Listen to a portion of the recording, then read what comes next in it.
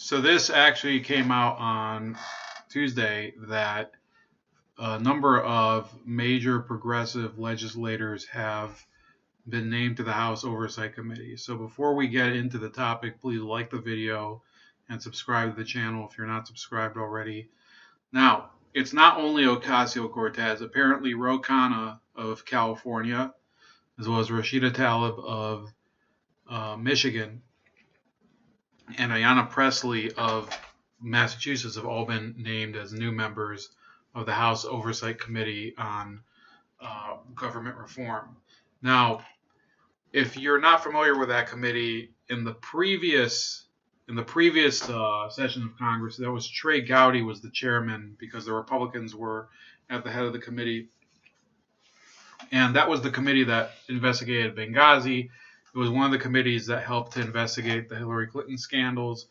It was basically a pretty important committee in terms of what it was presenting to the public. And for the Democrats, regaining the House, that was really the objective in order to be able to run these investigations through Congress to kind of stymie the Trump administration and shine a spotlight on what they think are indiscretions. Now, that is the strategy behind it. What do I think about her being named to the committee, as well as Pressley, Khanna, and Tlaib?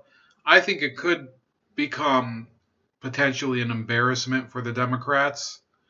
And the reason for that is because, first of all, Rashida Tlaib has already stated publicly that they're going to impeach the mother effer, President Trump.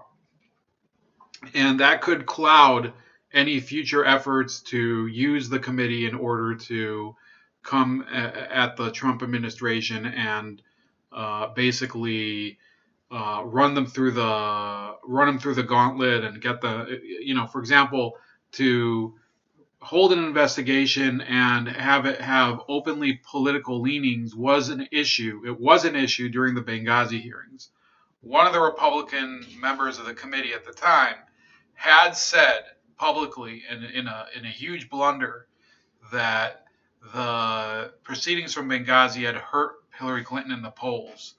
And if this was to become the methodology of the Oversight Committee under the Democrats, then they would, first of all, any such investigation could become basically null and void.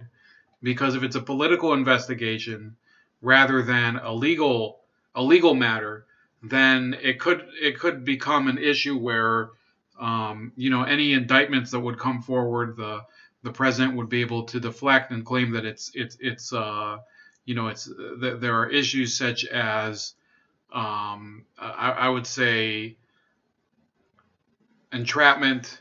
There are issues in terms of Congress cannot just selectively prosecute people just based on their political affiliation or the fact that they are in office. There has to be an actual crime being committed in order to justify any sort of investigation, whether it's by the FBI or other law enforcement, whether or not Congress does vote to give a criminal referral or the committee votes to give a criminal referral. I believe, and I could be wrong, that it's actually the committee chair that can give a criminal referral.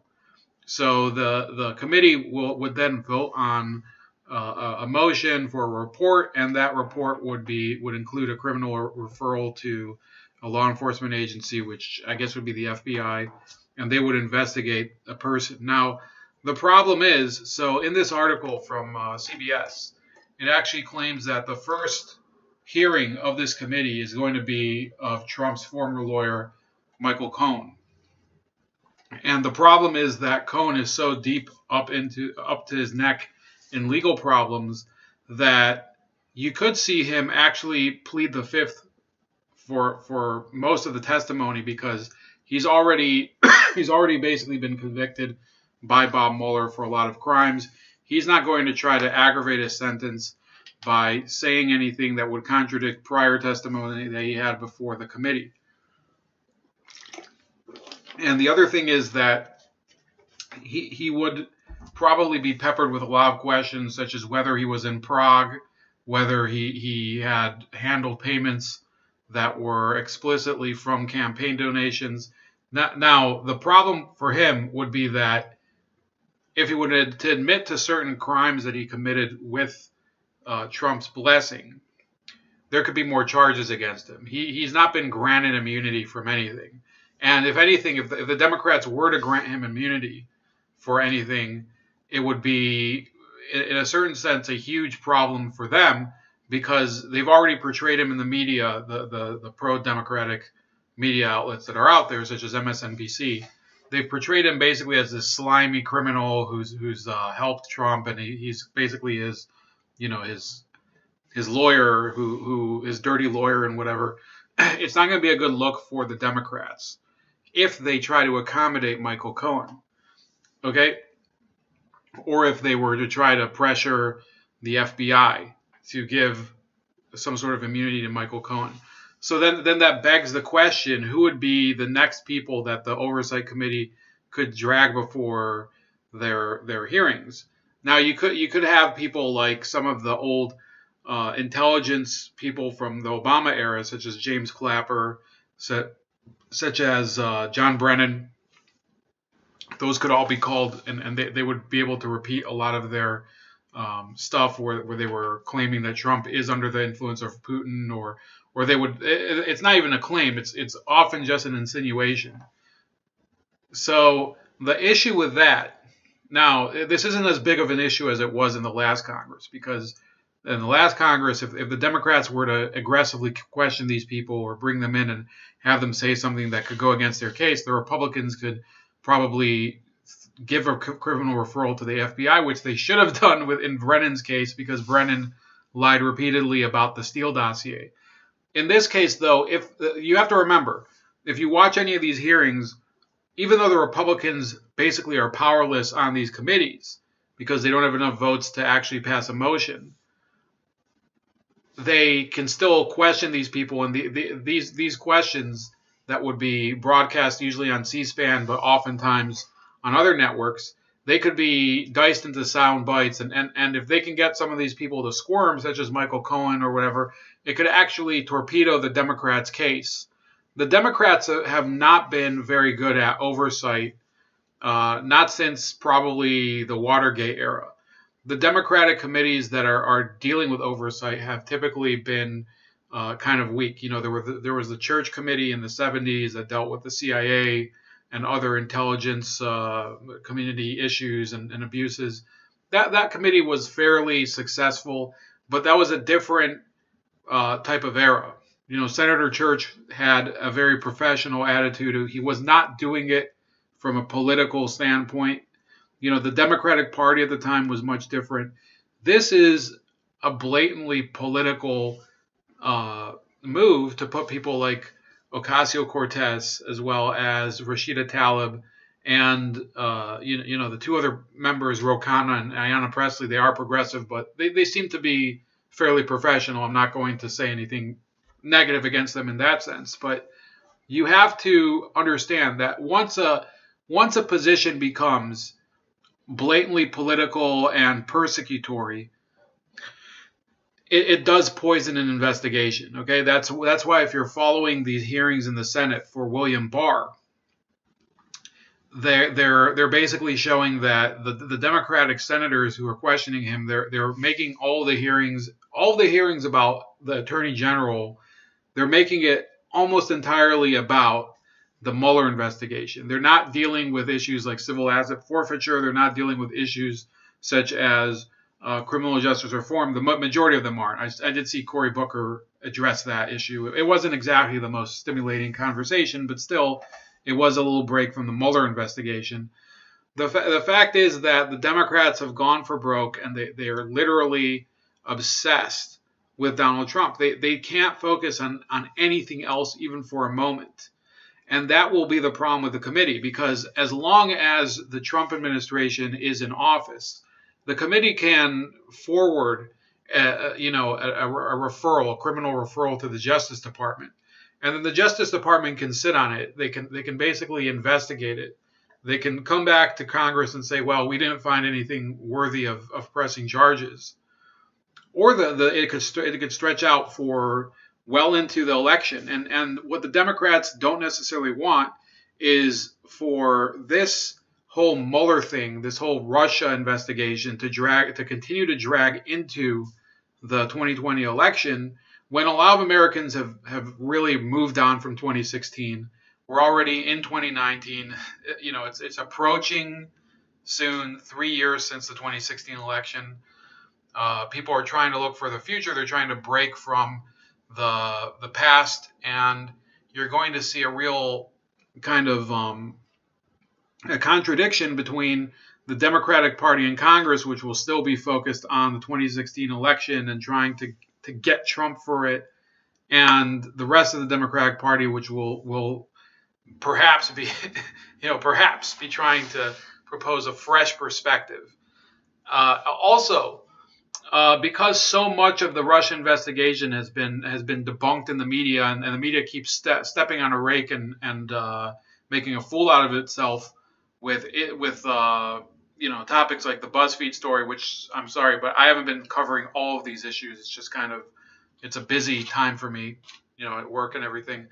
But I do follow it. I do listen to the Bongino podcast, for example, and I've listened to a number of other commentators on it. So the Russia investigation is rapidly tailspinning for the Democrats. They don't have anything that they can tie to Donald Trump.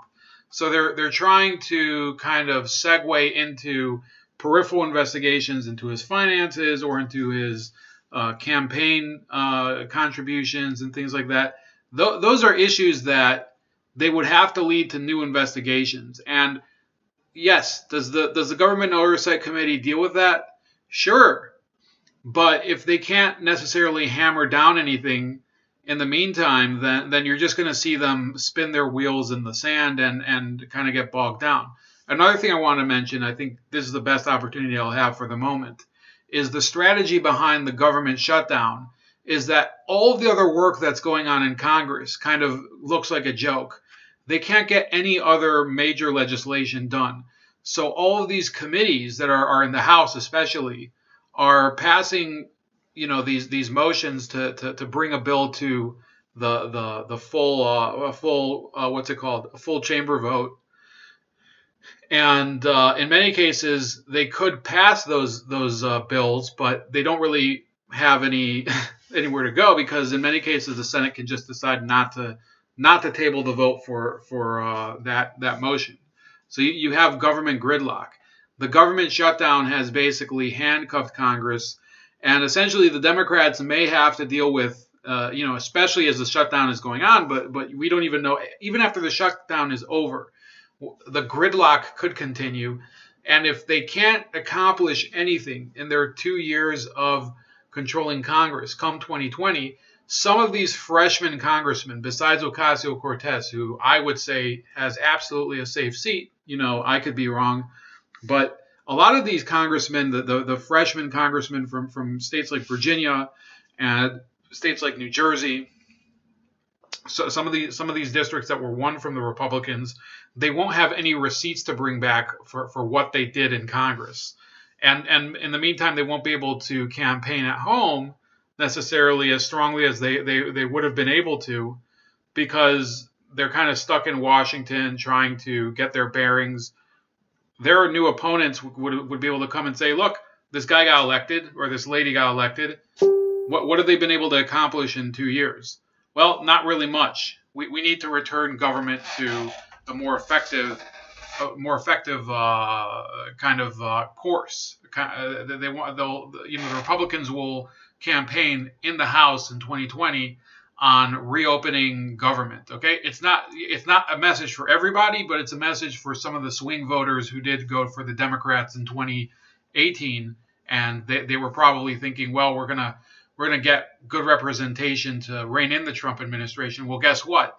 When you have a government shutdown, when you have a lot of this gridlock between Congress and the president, in many avenues, the executive branch is able to operate while the legislature has absolutely nothing to do because they can't pass anything. The Democrats have no control over the Senate.